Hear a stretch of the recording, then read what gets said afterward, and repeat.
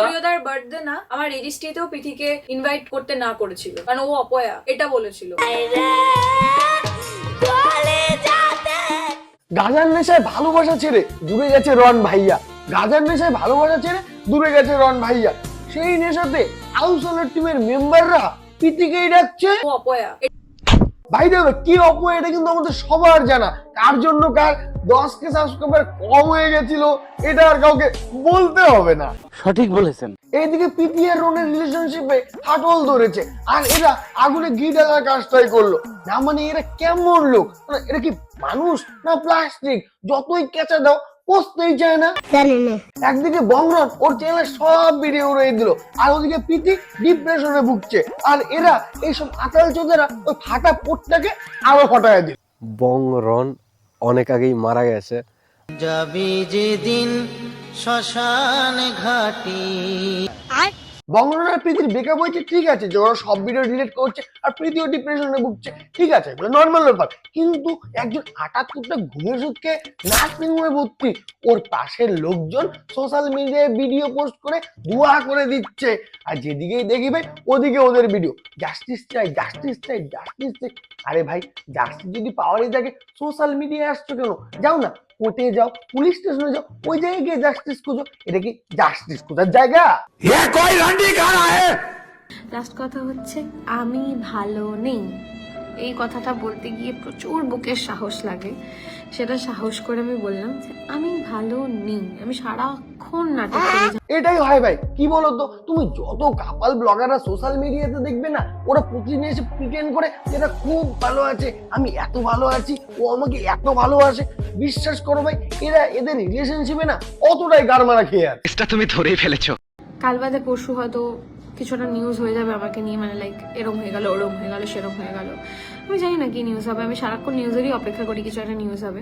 News মানে আরে ফোনটা ধরলেই তো খালি তোদেরই ভিডিও, জাস্টিস চাই জাস্টিস চাই। আরে দিদি আমাদের দেখি তোমার ফ্যান আর তোমার আশেপাশের লোকজনদের আমাদের দেখি জাজ মনে হয়? না না, আমাদের দেখি যদি জাজ মনে হয় যে আমরা তোমাকে জাস্টিস দিব, আরে জাস্টিস যদি পাওয়ার ইচ্ছে থাকে তাহলে কোর্টের সামনে গিয়ে জাস্টিস চাও, না হলে কোর্টের যে জাজ আছে তার বাড়ির সামনে গিয়ে দন্নায় বসোগা।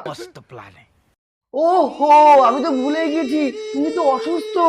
78টা ঘুমের ওষুধ খেয়ে আমার বোন 78 খানা ট্যাবলেট খেয়েছে, যেটা আমার কাছে উইথ প্রুফ প্রেসক্রিপশন রয়েছে।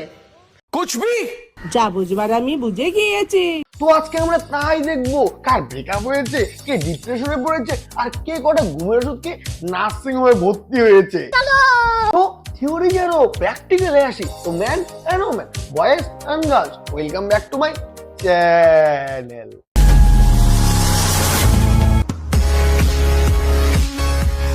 পাশে থাকার জন্য একজন আমার লাইফে আসলোই। তারপরে স্বপ্ন দেখলাম অনেক, দেখার পরে সব স্বপ্ন ভেঙে গেল, সমস্ত কিছু হারালাম।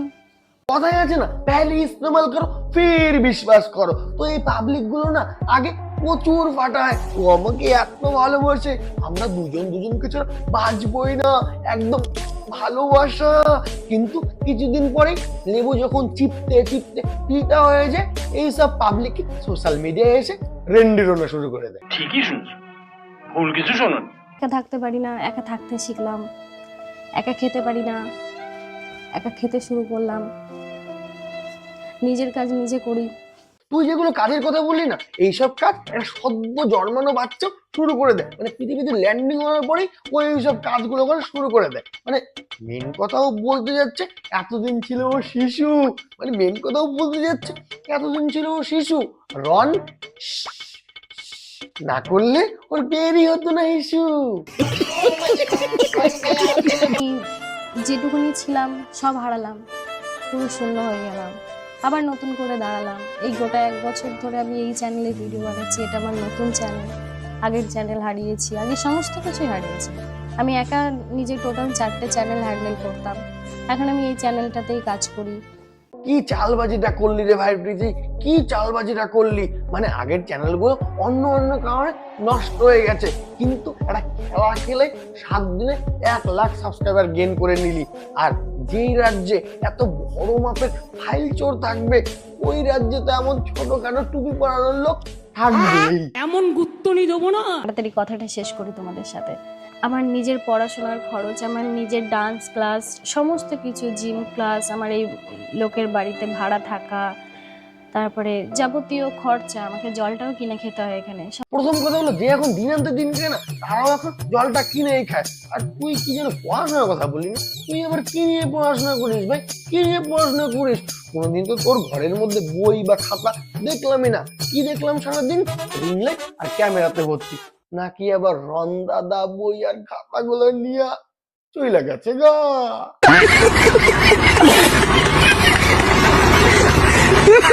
কাজটাও তো তোমরা দেখতে পাচ্ছ খুব কম দিতে পারি, এখন পড়াশোনার চাপ থাকে, আমাকে সবসময় বাইরে থাকতে হয়, রাত 9টার আগে 8টার আগে ঘরে ঢুকতে পারি না। এত পড়াশোনার চাপ, 8টা-9টার সময় ঘরে ঢুকিস? না, 8টা-9টার জন্য মাত্র সন্ধ্যা, বিকেল বিকেল, সন্ধ্যা না বিকেল। কারণ 10টার সময় না রনের সাথে কিছুদিন আগে চা খেতে যেতি। আসার সাথে সাথে চা দিলো বলো? আসার সাথে সাথে মেয়েটা সন্ধ্যেবেলায় দেয়। बाप रे ये तो धोती खोल रहा है।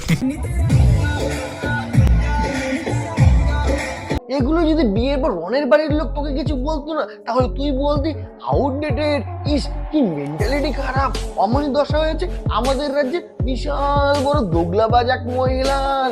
ওই যে 78টা ঘুমের ওষুধকে সুইসাইড অ্যাটেম্প করেছে। আমার বোন 78 খানা ট্যাবলেট খেয়েছে। ओ भाई मारो मुझे, मारो मारो मुझे, मारो मारो। नहीं ये मजाक हो रहा है, एक सेकंड यार मजाक हो। সিচুয়েশন নিয়ে লাস্ট কথা হচ্ছে আমি ভালো নেই। এই কথাটা বলতে গিয়ে প্রচুর বুকের সাহস লাগে। সেটা সাহস করে আমি বললাম যে আমি ভালো নেই। আমি সারাক্ষণ নাটক করে যে আমি ভীষণ ভালো রয়েছি, ভীষণ হ্যাপি আমি, but I am not happy. ভালো নেই তো সোশ্যাল মিডিয়া তোমাকে কি করে ভালো করে দিবে?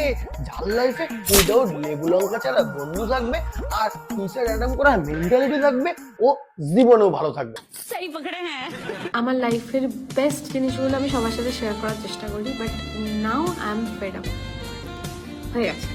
আমি আর কিছুই নিতে পারছি না। কাল বাদে পরশু হয়তো কিছুটা নিউজ হয়ে যাবে আমাকে নিয়ে, মানে লাইক এরম হয়ে গেল, ওরম হয়ে গেল, সেরম হয়ে গেল। আমি জানি না কি নিউজ হবে, আমি সারাক্ষণ নিউজেরই অপেক্ষা করি কিছু একটা নিউজ হবে। তো এটা হচ্ছে ব্যাপার। জাস্ট আমি এটাই বলবো, অতিরিক্ত ভালোবাসা কাউকে উচিত নয় যে তোমার ভালোবাসা বোঝে না। তোমাদের আমি আমার আগের ভিডিওতে বলেছি, এইসব ডেইলি ব্লগাররা ক্যামেরার সামনে যান 90% মিথ্যে। যে আজ আমার বাবুটা আমার জন্য এটা করলো, বাবু আজকে আমার জন্য এটা আনলো, এই সবই না ভাই নাটক। কারণ অফ ক্যামেরাতে বাবুরা না বালি আনে। কেমন আছিস? কতটা ভালো? সবাই জিজ্ঞেস করছে কেমন আছিস, সত্যি কথা বল, কতটা ভালো আছিস? অনেক ভালো আছে। যার লাইফে তোমার মতো একটা বন্ধু থাকবে সে তো ভালো থাকবেই, সে তো ভালো থাকতেই হবে। দাঁড়াও 2 দিন পরে যখন ও ছুটি পাবে না, ও আর ওর হাজবেন্ড এসে তোমাকে আশীর্বাদ করে যাবে। বাচ্চা থাকো চিরকাল, ছিঁড়ে খাও বেড়ার বাল। সবার ফার্স্টে যখন খাওয়া হয়ে গেছে আমি দেখছি আমি তাকাতে পারছি না, তখন ভাবলাম একবার প্রবাহকে মেসেজ করি। তারপর ভাবলাম, মানে বুঝলাম রিপ্লাই আসবে না। তারপরে সায়ককে লিখলাম যে ভাই আমি এতগুলো ওষুধ খেয়েছি, আমি কি বাঁচবো? আরে চোখ দিয়ে আমার এমনি জল পড়ে যাবে। কি বেদনাদায়ক কথা, সে কি বাঁচবে? যদি মরার ইচ্ছা ছিল না তাহলে মেসেজ খেলার কি দরকার ছিল? হ্যাঁ টুককে যা, কিন্তু মেসেজ খেলতে হবে, কারণ পাবলিককে বোকা বানাইতে হবে। তো भैंचो सारे मिलके हमको पागल बना रहे मादरचोद। দ্বিতীয় বক্তব্য, একটা মানুষ যখন অ্যাক্টিং করে 4-5টা গুলি খায়, ট্যাবলেট খায়। আমার বোন 78 খানা ট্যাবলেট খেয়েছে, যেটা আমার কাছে উইথ প্রুফ প্রেসক্রিপশন রয়েছে। উনি নাকি দেবলীনার দিদি বলছে, দিদি কোনোদিন না 5টা ট্যাবলেট খেয়ে দেখবেন, 5টা ট্যাবলেট খাবেন, খাওয়া দেখবেন 3 দিন ঘুমিয়ে ভাঙবেন। 78টা তো অনেক দূরের কথা। 78টা ট্যাবলেট যদি খেতো না তাহলে আর নেক্সট দিন হসপিটালে বেড থেকে উঠতে লাগতো না, দেখতেন নেক্সট দিন একদম বাসের গাড়িতে উঠে পড়তেন। এইদিকে সোশ্যাল মিডিয়ায় বোনের জন্য জাস্টিস চাচ্ছে, আবার এইদিকে দেখো